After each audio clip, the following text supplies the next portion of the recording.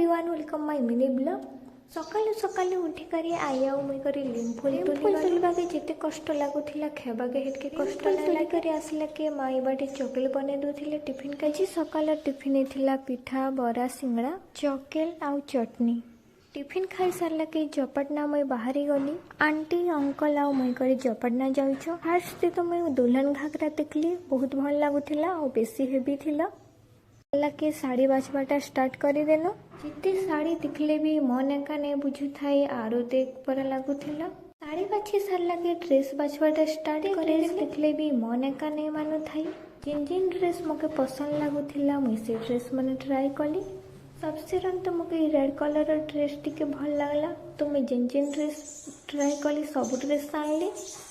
कपड़ा दुकान तो टाइम ही जाइथिला तो टिके फैंसी स्टोर गलु। फैंसी स्टोर टी आनबार थिला नेल पॉलिश लिपस्टिक क्लचर। खाना खावा टाइम भी ही जाइथिला ना तो आम घर रिटर्न कलु। खाना रे ही थिला आज भाजी साग लिम्फुल तरकारी आलू सतला सिंपल दही ही थिला आउ डालमा करला भजा आखु बड़ी आउ ही थिला सागुदाना बड़ी।